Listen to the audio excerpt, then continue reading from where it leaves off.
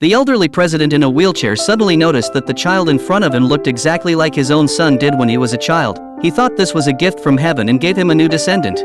When the child was leaving, the old man was about to persuade him to stay, but when he reached out, he grabbed nothing.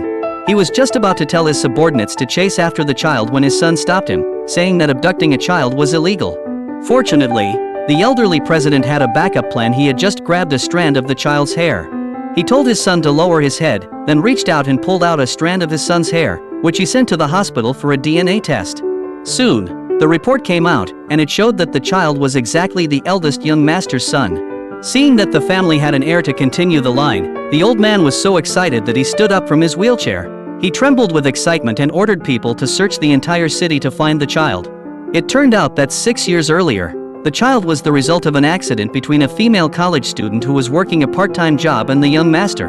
The girl had been an orphan since childhood, and she wanted to keep the child as a family member by her side.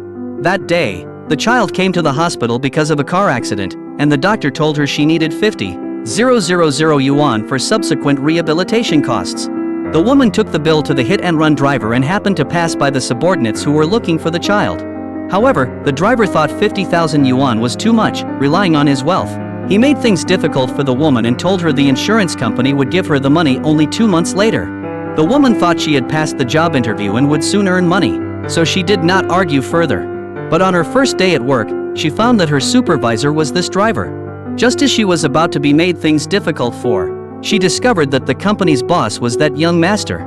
The young master also saw her and thought she looked familiar. When he asked, he learned she had a 6-year-old child, who was exactly the same age as the child from the hospital.